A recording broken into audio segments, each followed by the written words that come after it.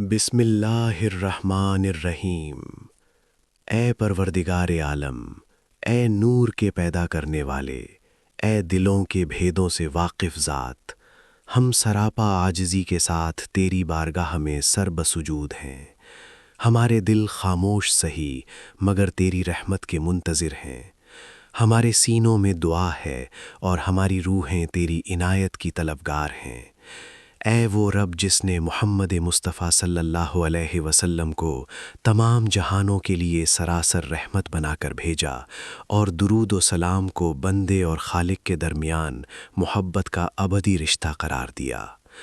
اے اللہ، ہمیں وہ دل عطا فرما جو درود کی خوشبو سے مہک اٹھے، ہماری زبانوں کو درود ابراہیمی کا عادی بنا دے، ہمارے دلوں میں اس کی مٹھاس اتار دے، ہمارے سینوں کو اس کے نور سے منور کر دے اور ہماری روحوں کو وہ سرشاری بخش دے جو تیرے محبوب صلی اللہ علیہ وسلم پر درود بھیجنے والوں کو نصیب ہوتی ہے۔ اے مالک، ہماری غفلتوں کو عشق میں بدل دے، ہمارے آنسوؤں کو عبادت کا رنگ عطا فرما اور ہمارے الفاظ کو شکر و سپاس کا گلدستہ بنا دے۔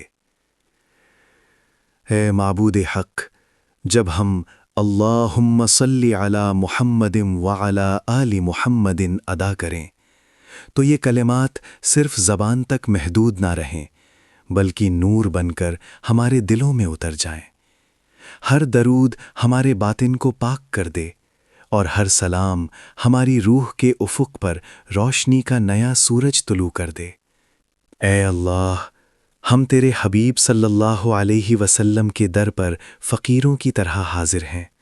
ہماری آنکھوں میں شرمندگی ہے، ہماری زبانوں پر لغزشوں کے نشان ہیں، مگر دل کی ایک ہی آرزو ہے کہ کسی لمحے ہمیں بھی ان خوش نصیبوں میں شامل فرما لیا جائے جن پر درود کی برکت سے تیری رحمت نازل ہوتی ہے۔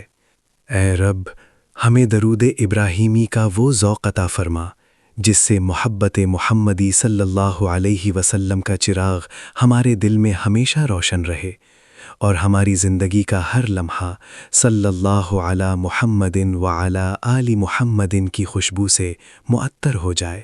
تمام تعریفیں اللہ رب العالمین کے لیے ہیں اور درود و سلام ہو اس کے محبوب حضرت محمد صلی اللہ علیہ وسلم پر، ان کی آل اور تمام صحابہ پر۔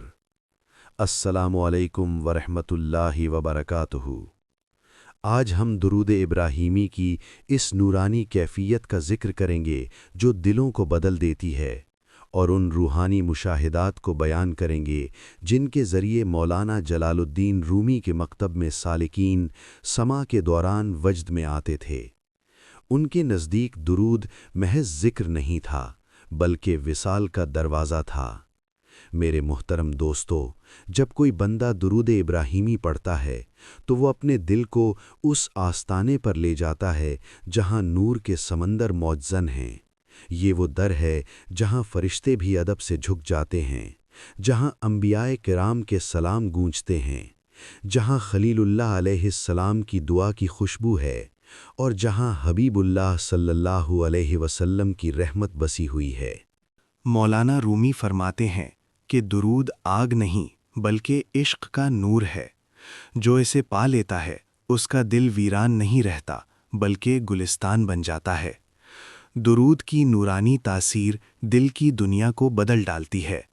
جب زبان سے اللہم صلی علی محمد نکلتا ہے تو یہ محض الفاظ نہیں رہتے بلکہ روحانی قوت کی لہریں بن جاتے ہیں جو دل کے آئینے سے زنگ اتار دیتی ہیں۔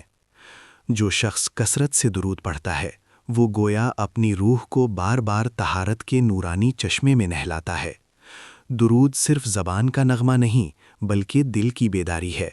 یہ وہ لمحہ ہے جہاں بندہ عبادت کی حد سے آگے بڑھ کر محبت کے مقام میں داخل ہو جاتا ہے۔ وہاں نہ الفاظ رہتے ہیں نہ آوازیں، بس ایک گہرا احساس باقی رہ جاتا ہے۔ یہی کیفیت رومی کے نزدیک عشق صادق ہے۔ درود ابراہیمی میں دو عظیم نسبتیں جمع ہیں۔ ایک طرف حضرت ابراہیم علیہ السلام کی قربانی اور خلوص ہے اور دوسری طرف حضور اکرم صلی اللہ علیہ وسلم کی کامل رحمت۔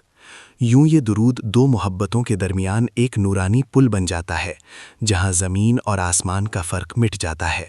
اہل تصوف کہتے ہیں کہ جس جگہ درود کا ذکر ہو جائے وہاں زمین و آسمان قریب آ جاتے ہیں، فرشتے حلقے بناتے ہیں، نور برستا ہے، دل پگھل جاتے ہیں اور آنکھیں اشک بار ہو جاتی ہیں۔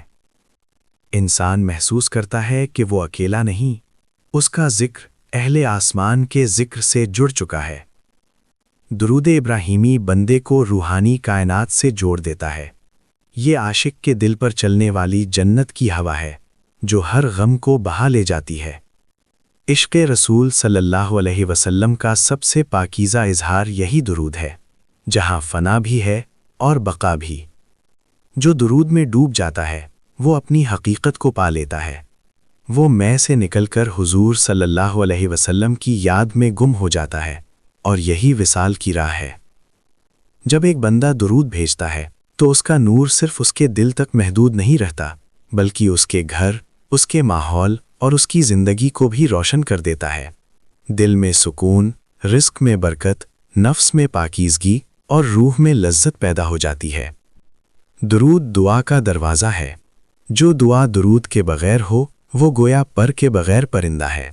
اسی لیے اہل دل دعا کی ابتدا اور انتہا درود پر کرتے ہیں تاکہ محبوب صلی اللہ علیہ وسلم کی نسبت سے دعا قبولیت کا راستہ پالے۔ اے اللہ، ہمارے دلوں سے غفلت کے پردے ہٹا دے، ہمارے سینوں کو ذکر و درود کا مسکن بنا دے، ہماری زندگیوں کو درود کی روشنی سے بھر دے، اور ہمارے دلوں میں اپنے محبوب صلی اللہ علیہ وسلم کی ایسی محبت بسا دے کہ ہم سوتے بھی عشق میں ہوں اور جاگتے بھی عشق میں۔ اے رب، ہمیں ان بندوں میں شامل فرما جن کے ذکر سے فرشتے مسرور ہوتے ہیں، جن کے دلوں میں درود ابراہیمی کا چراغ کبھی بجھتا نہیں۔ درود محض الفاظ نہیں بلکہ عشق کی زبان ہے۔ یہ وہ صدا ہے جو زمین پر پڑھی جاتی ہے مگر اس کی بازگشت آسمانوں میں سنائی دیتی ہے۔ یہ وہ دروازہ ہے جہاں سے روح کو اپنے اصل محبوب کی خوشبو نصیب ہوتی ہے۔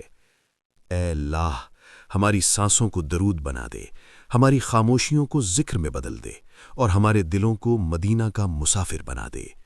آمین یا رب العالمین۔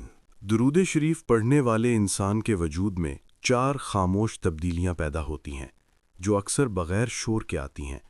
ان کو خاموش تبدیلیاں کہا جا سکتا ہے کیونکہ اکثر انسان کو خود بھی فوراً اندازہ نہیں ہوتا کہ وہ اندر سے بدل رہا ہے، مگر جب وہ رک کر غور کرے تو اسے احساس ہوتا ہے کہ پہلے جیسا نہیں رہا۔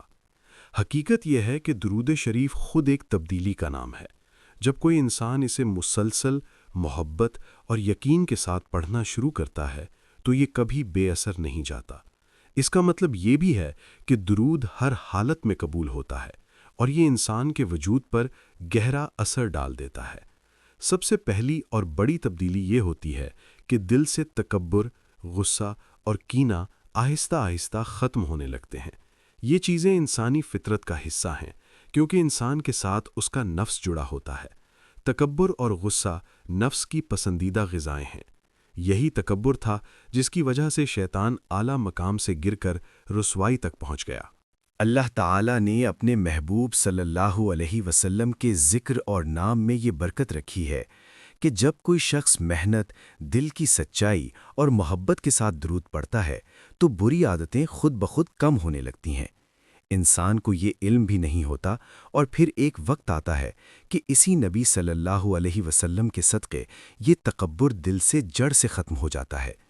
یہ تبدیلی خاموشی سے آتی ہے مگر اثر بہت گہرا ہوتا ہے۔ دوسری خاموش تبدیلی یہ ہوتی ہے کہ انسان ہر ایک کو معاف کرنے والا بن جاتا ہے۔ جو پہلے چھوٹی باتوں پر لڑائی جھگڑا کرتا، گالی دیتا یا ناراض ہوتا، وہ آہستہ آہستہ نرم دل ہو جاتا ہے، اس کی سوچ بدل جاتی ہے اور وہ معاف کرنے والا بن جاتا ہے۔ معاف کرنا نبی صلی اللہ علیہ وسلم کی پسندیدہ سنت ہے۔ اولیاء کرام کی زندگی میں دیکھیں، آپ کو کوئی ایسا ولی نہیں ملے گا جس کے اندر لڑنے کا یا بدلے کی آگ ہو۔ وہ مار کھانے پر بھی معاف کر دیتے اور گالی سن کر بھی برا نہیں بولتے۔ یہی اثر درود شریف کا ہے۔ تیسری تبدیلی یہ آتی ہے کہ انسان کی دعاؤں میں اثر پیدا ہونے لگتا ہے۔ پہلے وہ دعائیں کرتا تھا مگر نتیجہ نظر نہیں آتا تھا کیونکہ اس کے اعمال اور عادات درود کی کمی کی وجہ سے رکاوٹ بنتے تھے۔ جب انسان درود شریف کو اپنی زندگی میں شامل کرتا ہے تو اس کے اندر اللہ کا خوف اور اللہ کی محبت پیدا ہونے لگتی ہے۔ درود بری عادتوں کو توڑتا ہے اور انسان کو گناہوں سے بچاتا ہے۔ آہستہ آہستہ ایسا وقت آتا ہے کہ لوگ خود اس کے پاس آ کر کہتے ہیں ہمارے لیے بھی دعا کریں۔ اس کی دعائیں قبول ہونے لگتی ہیں، یہاں تک کہ ایک مرحلہ آتا ہے کہ وہ مانگے بغیر بھی اللہ تعالیٰ سے عطا پانے لگتا ہے۔ یہ سب کچھ نبی صلی اللہ علیہ وسلم کے صدقے اور درود شریف کی برکت سے ہوتا ہے۔ چوتھی اور آخری خاموش تبدیلی یہ ہے کہ انسان کے دل میں صبر اور شکر پیدا ہوتا ہے۔ جو پہلے ہر بات پر شکایت کرتا تھا اب ہر حالت میں شکر ادا کرنے لگتا ہے۔ حالات جیسے بھی ہوں دل مطمئن رہتا ہے۔ صبر اور شکر کوئی آسانی سے ملنے والا انعام نہیں ہے، اس کے لیے تربیت، مشق اور محنت ضروری ہے، اور درود شریف یہی تربیت دیتا ہے۔ یہ بری عادتیں، ناشکری اور مایوسی کو ختم کرتا ہے اور انسان کو مضبوط بناتا ہے۔ اسی لیے ضروری ہے کہ ہم ہر حالت میں اپنے محبوب حضرت محمد مصطفیٰ صلی اللہ علیہ وسلم کو درود کی صورت میں یاد رکھیں، محنت، ادب اور خلوص کے ساتھ۔ دعا ہے کہ اللہ تعالی ہمیں سچے دل، کامل یقین اور پورے ادب کے ساتھ اپنے نبی صلی اللہ علیہ وسلم پر درود پڑھنے کی توفیق عطا فرمائے۔ آمین۔